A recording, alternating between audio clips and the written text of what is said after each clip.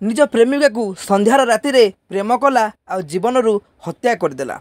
हाँ आज्ञा, ये हूँ अस्तमा गौड़ जी कि यही झीटी यही 18 वर्षटी झीटी भल पाउला दिनेश को। आ से दिनेश जी दिने अस्तमा गौड़ को प्रेम करी भल पाई प्रेमर दुनिया रे हजाइथिला आ विवाहर प्रतिश्रुति देइथिला बाह बोली कहिथिला। आज से दिनेश संध्यार टाइम रे निज प्रेमिका को घर डाकी ताकू बलात्कार करी मारिकी रास्ता कड़े फोपाड़ी था। हाँ आज्ञा, थोड़े भावतु ए प्रेम करवाटा केड़ बड़ भूल। मु मोर से भौणी मानू कहबी आजिका समय जो मैंने प्रेम करी से टोका उपरे पागल ही सागे बुलुच दिन ना राति ना, तो ये सतर्क रुह, सावधान रुह, नहले आपण पर भी यदि खराब पुआ हाबुड़े पड़गल यही अस्तमा गौड़ भली भौणी मैंने आपण डेड बॉडी भी रास्ता कड़ू मिल। हाँ आज्ञा, झीटी कौन भूल करथिला जो पुओटी को दिनेश को भल पाई दिने ता प्रेम रे पागल होता आ से दिनेश रो हाथ टिके भी अटकिलानी। झीटी को डाकी सुनसान संध्या टाइम रे ताकू भल पाइब कौन उल्टी ताकू बलात्कार करी ताकू जीवन हत्या करी रास्ता रे दरमला करी फोपाड़ी देथिला। दर्शक बंधु, दी जनक प्रेम बेस भल से चलता।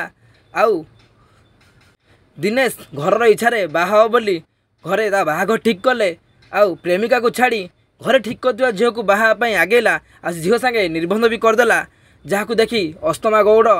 सही पारानी आ दुई जन भितर बहुत सारा झगड़ा चलला। झगड़ा भितर ये अस्तमा गौड़ को संध्यार राति मिछ कही डाकिला दिनेश जे अस्तमा गौड़ भी घरे मिछ कही कहला मु बाहर को जाऊँगी शौच हवाकू संध्या टाइम रे आसिला सीना किंतु राति 11टा जाए आ घर को फेरी नथिला। जो दिनेश गौड़ को देखा करने को आसीथिला सेआड़ सेआड़ रही जाइथिला कारण से ताऊ सेठी ता प्रेमिक यही जंगल रे दाढ़े किनी बलात्कार करी जीवन रु हत्या करी फोपाड़ी देइथिला। किंतु जेतेबेले देहरे टिके जीवन चलुथिला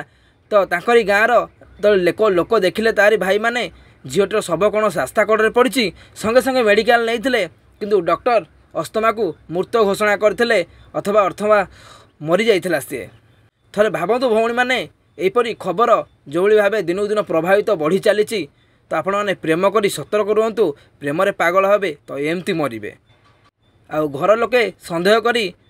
दिनेश को नारे थाना रे एतला देइथिले आ पुलिस तदंत पर दिनेश सबू सत मानिथिला। आ केमिति झीटी को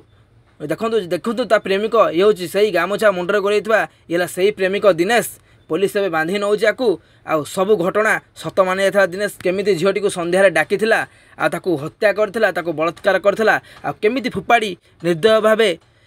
रास्ता कड़े ताकू उल्लग्न करी फुपाड़ी छाड़ी चली जाइथिला। धरे भावतु दर्शक बंधु 18 वर्षर झीटी जार माँ बापा सहारा होता ताकू आज दुनिया हत्या करी विदा करदेला दिनेश। बेकर गामुछा पकई आज्ञा इच्छा हो आपंकर से गामुछा धरी बेकू मोड़ी से मारिदेवाई जे कि निज पापर पाश्चिततार से करिबो कि नहीं किंतु से गामुछा भिड़ी मारदेवा दरकार। एबे बाकी रहिला कौ दंडरे पुलिस दंडित करुची एई दिनेश को एक झीर जीवन नबारे। तो दर्शक बंधु झाड़ा जाऊली घर पछुआड़े आमर से गली अच्छी तो घर पछुआड़े झाड़ा जावाई बाहरी समान टाइम रे देखली कि से गली पटे जाऊली देखली कौन गोटे पड़ी मोबाइल टर्च मारिकी जाऊली तो पाखे को जाई देखा गोटे झील शुई तो मु भाविली आम साहिर झील ना किए मु पेस्ट छीन ने बाकी मात्र देखला कल कल डाकली घर लोक आसले गोटे झील आम सामने अच्छी रिलेटिव बोले डाकली डाकला को नहीं चिन्हवा डाकली डाक से चिन्हला नहीं झील से ढाबा पलैला। कौन समय केतबेले कौन होइतिला से समय से 10:15 प्लस पाखापाखि से पूरा ये डेथ होइतिले कि कौन डाकिलो कि तांगरे ना करलो देखा तो किछ करिनु बाकी मु देखिली डाकिलु किछ रेस्पॉन्स नथिला। पाखरे कौन थिला कि मोबाइल पत्र तार किछ कोन ना पाखरे किछ न देखंतु आज कोसागुमडा कुंभार साई अस्तमा गौड़ जार बयस कि 18 वर्ष तार प्रति जौन भक्षक जो माने अछंती से माने ताकू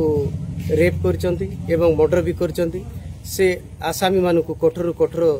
दंड पाई परिवार तरफ पीड़िता परिवार तरफ तथा अंचल आमर कोसागुड़ा ग्रामवासी तरफ आम दाबी करचु ताको ये जघन्य कांड करछन्ती जेहेतु तांको कठोर कठोर दंड दिया जाऊ एवं मु थाना अधिकारी आईसी सार को मु कथा हिथिली जे साइंटिफिक टीम आसिकी ताकू तदंत कला परे डेड बॉडी को पोस्टमार्टम को निया हेबो एवं पीजी करिया पई वर्तमान हमरो कोसागुड़ा गोष्ठी केन्द्र डॉक्टर माने मध्य उपस्थित नाहंती एथिरे साइंटिफिक टीम आसिकी तदंत कला परे निश्चित भाव रे ई दोषी मान को दंड देवा पई आई सार को मु एटा हमर कोसागुड़ा अंचल पई प्रथम थर हेची जहा कि हमर रेप मर्डर केबे हेई नथिला आज्ञा आपण मानक माध्यम रे आमे अनुरोध करबा पई चाहू एवं प्रशासन को मैं अनुरोध करबा पई चाहू जो मान की जघन्य कांड करछन्ती जौन भक्षककारी से मान को कठोर कठोर दंड दिया जाऊ आ गोटे कथा ए जो जन निर्यातना जो होउची ता ऊपर आपण कोन कहिबे आ द्वितीय तो आपनकर जो सब व्यवस्था किपरि होबो ता ऊपर आपण कोन कहिबे सर देखंतु वर्तमान तो एबे साइंटिफिक टीम